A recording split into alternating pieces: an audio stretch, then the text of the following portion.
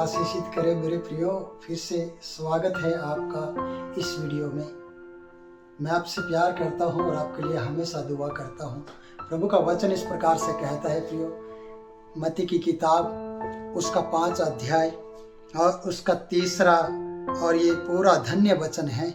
यहाँ पर इस प्रकार से लिखा है, धन्य है वे जो मन के दीन है, क्योंकि स्वर्ग का राज्य उन्हीं का है। मन के दीन बनना और स्वर्ग के राज्य का मालिक होना है, या स्वर्ग के राज्य के वारिस बनते हैं मेरे प्रियो। दीन होना बहुत जरूरी है। आगे लिखा है 4 पद में, धन्य है वे जो शोक करते हैं। आज हमारे जीवन में शोक है, आज हमारे जीवन में तकलीफ है, क्योंकि वो शांति पाएंगे।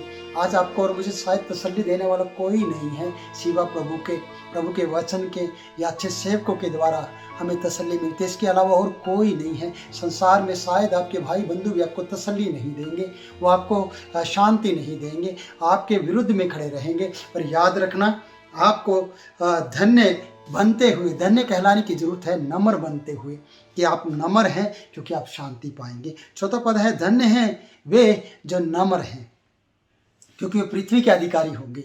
आज हम देखते हैं कि पृथ्वी के अधिकारी या घर के अधिकारी या किसी का कब्जाधारी को हम देखते हैं, वो गुंडागर्दी करके अधिकारी बनने की कोशिश करते हैं। पर मेरे परमेश्वर इसका उल्ट बोलता है।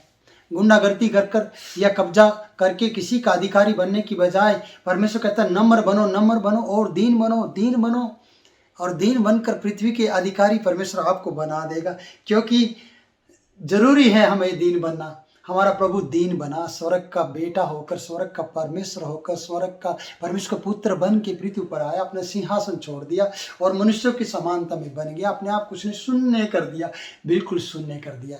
आप और मैं भी अपने आप को शून्य करें और नम्र करें। अगर आपको किसी जगह का अधिकारी होना है तो प्रियो प्रार्थना करो परमेश्वर से, क्योंकि परमेश्वर के वचन में इस प्रकार से लिखा है, बाइबल बताती है, भजन संहिता 24 अध्याय, पृथ्वी यहोवा की है और उसमें निवास करने वाले भी यहोवा के हैं, वो उसने मनुष्यों को दी है।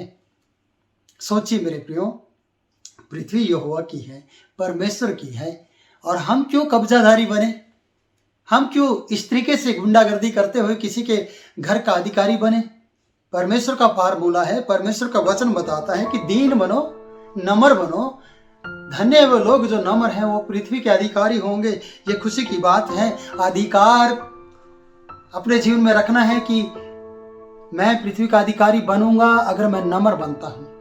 अगर घमंड और ढिठाई के पाप हमारी जिंदगी में काम करते रहे तो हम कभी नम्र नहीं हो सकते, कभी हम दीन नहीं बन सकते, शांति नहीं पा सकते। आगे वचन लिखा है, धन्य है वे जो धार्मिकता के भूखे और प्यासे हैं। इस वचन के प्रति, धार्मिकता के प्रति अपनी भूख को बढ़ा दें और प्यास को बढ़ाएं, क्योंकि वो तृप्त किए जाएंगे। अगर आप भूखे और प्यासे हैं तो अपनी भूख को धार्मिकता के प्रति बढ़ा दें, परमेश्वर के वचन के प्रति अपनी भूख को बढ़ाएं मेरे प्रिय।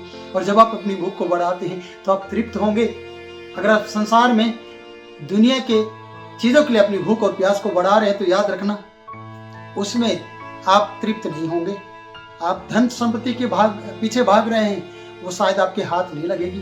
और आपको दीन और नम्र होने की जरूरत है। मैं कितने ऐसे परमेश्वर के संतों को देखता हूँ जिन्होंने अपना सब कुछ परमेश्वर के लिए दे दिया और आज वो पृथ्वी के अधिकारी के समान जी रहे हैं। उनके पास जगह की कमी नहीं है, उनके पास गाड़ी बंगला किसी भी बात की कमी नहीं है। वो हमेशा परमेश्वर की तारीफ करते हैं, परमेश्वर को धन्यवाद देते हैं। इसलिए आगे लिखा है, धन्य हैं वे जिनके मन शुद्ध हैं, क्योंकि वे परमेश्वर को देखेंगे।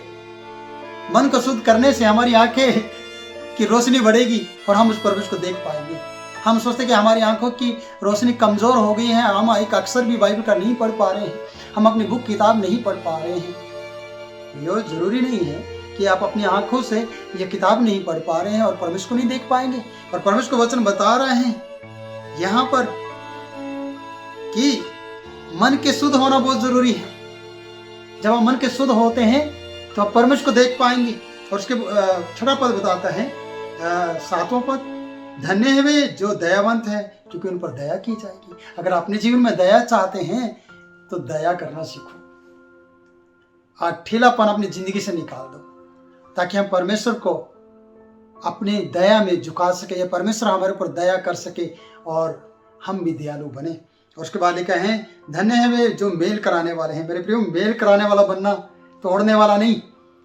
अगर हम सोचते कि हम मेल कराएंगे तो वो व्यक्ति यहाँ आ जाएगा, तो याद रखना परमेश्वर आपको अपने साथ मेल में कभी रहने नहीं देगा और आप उसके पुत्र कभी नहीं कहलाएंगे जो मेल नहीं कराएंगे। मेल कराने वाले परमेश्वर के पुत्र कहलाएंगे। कई बार बिगाड़ने वाले परमेश्वर के पुत्र का हक खो रहे हैं। वो परमेश्वर के सामने अपने पुत्र बनने का हक खत्म कर रहे हैं, क्योंकि मेल की बजाय बैर उत्पन्न करते हैं, झगड़े उत्पन्न करते हैं। पर परमेश्वर चाहता है कि आप मेल कराने वाले बने ताकि परमेश्वर के पुत्र कहलाएं। प्रभु इन वचनों से आप लोगों को आशीष दे। पास्टर किरण पॉल आपके लिए सदैव प्रार्थना में लगा रहेगा। आमीन।